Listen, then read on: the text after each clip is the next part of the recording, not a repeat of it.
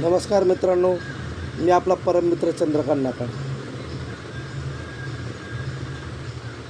आपल्याकडे भारत देशामध्ये महाराष्ट्रामध्ये किंवा पूर्ण भारतामध्ये कायदा एक डॉक्टर बाबासाहेब आंबेडकरांनी आपल्याला दिलेले एक संविधान, ही शक्ती आपल्यासोबत आहे. आणि शक्तीला पहा, हे डॉक्टर बाबासाहेब आंबेडकरांनी आपल्याला दिलेलं संविधान आहे. आणि संविधान ही आपली अस्सल ताकद आहे. आणि या संविधानाला स्मरूनच आपण पुढचं आंदोलन करणार आहोत. एकही कार्य आपलं संविधानाला सोडून नसणार आहे. ही आपली ताकद आपल्यासोबत असेल ना, आपल्याला कोणी हरवू शकत नाही.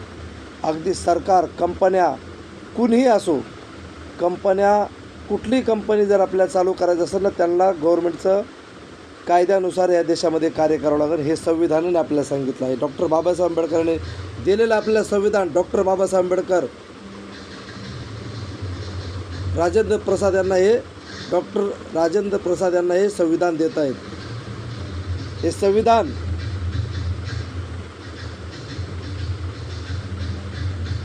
खूप स्ट्रॉंग आहे. म्हणून आज आपण कुठलंही कार्य करू शकतो. कुठलंही, अगदी ड्रायव्हिंगसुद्धा आपले संविधानाच्या कायद्यानुसार आहे. संविधान आहे म्हणून आपण ड्रायव्हिंग करतो. तुम्हाला आठवत असेल, पाठीमागं एक अमित शाह साहेबांनी एक पार्लमेंटमध्ये विधेयक आणलं होतं. ड्रायव्हराने जर एखादा माणूस मारला किंवा मेला, ड्रायव्हर कधी मारत नाही, माणूस सापसुद्धा मारत नाही. तुमचा प्रत्येक ड्रायव्हर समाजाला माहिती आहे. आपल्या गाडीच्या खाली कुत्रं जर आलं तर जीव लागतो. सापसुद्धा मारत नाही, बिडूकसुद्धा मारत नाही, उंदीरसुद्धा अगदी मारत नाही. आज चुकीनं बायचान्स झालं तर ती बात आला. तर त्यावेळी त्यांनी कायदा आणला होता 10 वर्ष शिक्षा आणि 10 लाखाची दंड. तर आपण सगळे एकत्र आलोत ना, त्याने लगेच तो कायदा रद्द केला.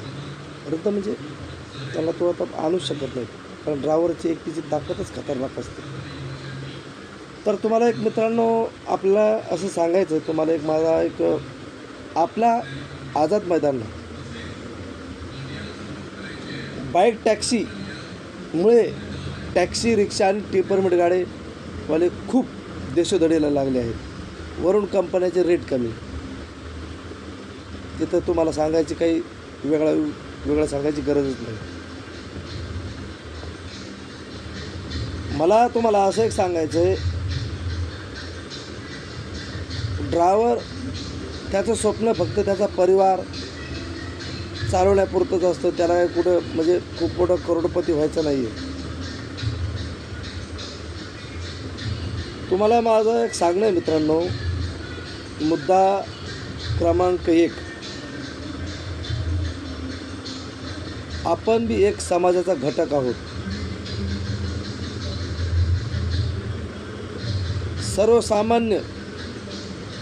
सर्वसामान्याचं जीवन सुरळीत चालण्यासाठी आणि आजच्या या महागाईच्या कोसळलेला डोंगर ह्यानुसार जर पाहायला गेलं तर आपल्याला गाडी चालवणं परवडत नाही. 80 रुपये 50 पैसे किलो गॅस आहे. ऑइल 300 ते 350 400 रुपये लिटर आहे. टायरची किंमत 4000 रुपयाच्या आसपास मला वाटतं एक टायरची किंमत आहे.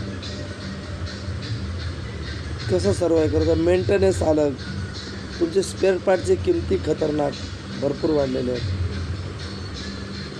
तर बाईक टॅक्सी सर्वप्रथम ही महाराष्ट्रामध्येच काय पण देशामध्ये आम्ही सहन करणार नाही. ही तर आमची आमची मागणी. याच्या पलीकडे तुम्हाला जाऊन मला सांगायचं आहे, 18 तारखेला 18 तारखेला आपलं जे आंदोलन म्हणजे आपलं आंदोलन म्हणजे आपलं एक मिटिंगमध्ये ओला उबर आणि रॅपिडोचे मॅनेजर परिवहन आयुक्त साहेबांना त्यांनी लेखी स्वरूपात जे रेट परिवहन आयुक्तांनी जे रेट ठरवून दिलेत म्हणजे गव्हर्मेंटनं ते रेट ठरवून दिलेले असतानासुद्धा कंपन्यांनी त्यांना सरकारला आणि परिवहन आयुक्ताला गृहीत धरला आहे. महाराष्ट्रासारख्या सुसंस्कृत राज्यामध्ये कंपन्या यांना जुमानत नाहीत का हे ड्रायव्हरला जुमानत नाहीत हे मला याचा खूप मोठा पडलेला प्रश्न आहे. आणि सरकार म्हणून आणि परिवहन आयुक्त तुम्ही या कंपन्यावरती काय कारवाई करणार आहात. तुम्हाला ड्रायव्हर समाज म्हणून मला तुम्हाला हा प्रश्न विचारायचा आहे.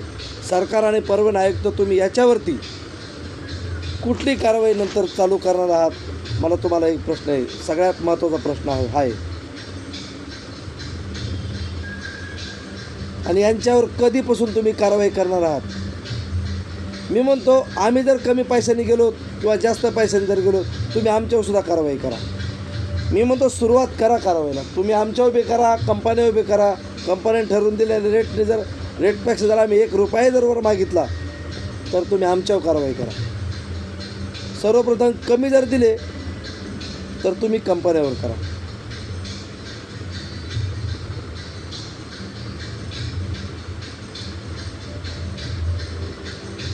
ड्रायव्हर मित्रांना माझं खूप आग्रहाचं आणि जेन्युइन सगळ्यांना माझं आग्रहपूर्वक मी तुम्हाला माझी विनंती, मी एक तुमचा मित्र म्हणून मी तुम्हाला आवाहन करतो. मित्रांनो, एक दिवस न्याय हक्कासाठी आझाद मैदान. एक दिवस न्याय हक्कासाठी आझाद मैदान.